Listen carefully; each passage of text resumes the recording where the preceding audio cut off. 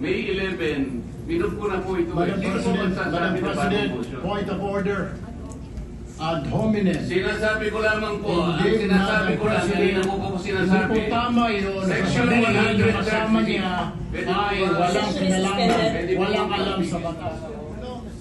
Pwede ba magbigay naman kayo?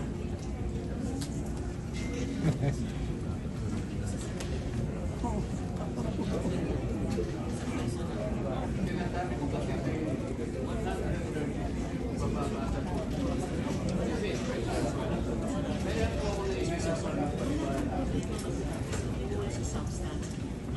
Kaya ako nagdalit sa inyo. Salamat din sa inyo. Kasi sabi ko wala ako. Hindi po Hindi ko sinabi ko lang kinakaman. Pag wala akong masyadong background, nahihirapan po tayo. Ako po ito yung pinapalito. Ma'am, alam mo ba yung differential inspection or nakakain? Sir, Kaya ako po binibigay ng paliwanag. ipagkakait sa inyo ni Dahanay. Ako po binibigay ng pagkalimbawa sa inyo. Pag hindi po yung maisintindihan, ano po yung distinction ng inspection law sa general law? Kung kinakasin po naman po sa babasa po. Kasi special class. Kaya po ako nahihirapan ng paliwanag. Di ba? Ganito po yun.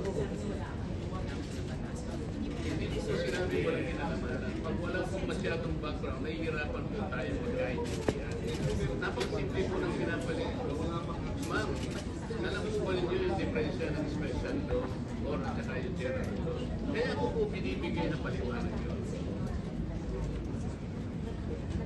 Paano ko po ibibigay ng pagkahalimbawa sa inyo kung hindi po nyo maintindihan ano po yung distinction ang special law sa general law? Ang kinakapit po naman po sa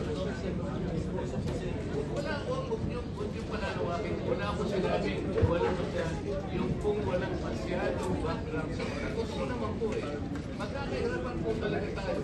Kahit na po maghapon akong nagsasalita about general law and special law, pag hindi po nyo alam ang distinction, may hirapan lang po. So magkakaroon lang po tayo ng di pagkakaulugan. Huwag po ninyong bibigyan ng ibang kahulugan. Malinis po yung hangarin po ng paglalahad because to me, ito po ay napakasimple. Kasi palagi po kayong ganyan na kapag sinabi namin, akala mo, kami ko'y mayroong kasamang hangarin. Hindi po. Gusto ko pong malinawan ninyo, I am precisely defining the distinction between a general provision and a special provision. Huwag kayong magbibigay ng ganun po. Pinipilit kong ipaliwanag po sa abot ng aking kakayang may paliwanag sa inyo unless and until we understand the distinction between the two. Baka po, pagtibati lang po tayo ng matagal.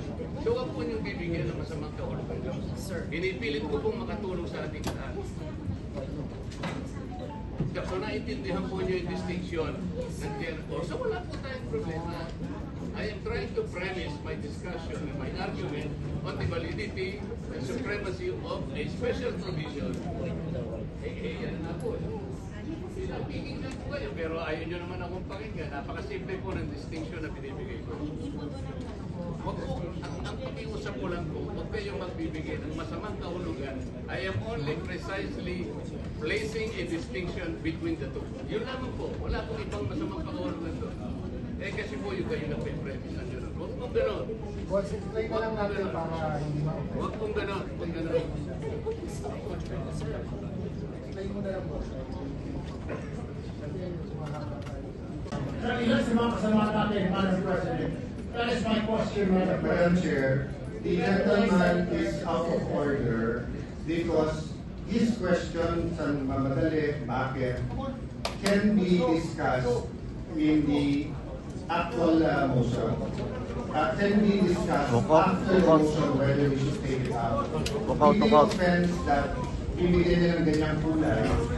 It's just like us saying, are you afraid if we have the hearing on the Blue Ribbon on Platform Road and makapanggit ka rin? You cannot make that kind of statements here in the Senate because you assume good faith from everyone. That rule hindi na delay. May 11 pa po yun. So Madam Chair, I move that we divide the House. And the voting will be done by a roll call.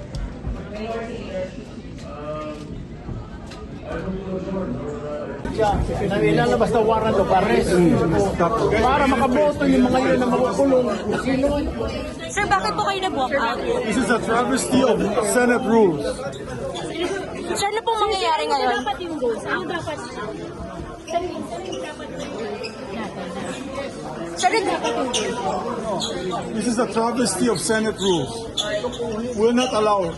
So ano yung dapat na gagawin? Di ba dapat po consider muna na yung committee on rules? Yes, wala pa committee nun, wala pa nga majority leader. Yes, sir. We will not be part of this. It's a travesty of our rules, of the Senate rules. Hindi kami papayag sa mga ganitong kalokohan. Hindi sila pwedeng magbotohan. Sila pwedeng mag-guys. Guys, senators muna. Violation of the rule. Excuse me. Boss, just wait a minute. Excuse me.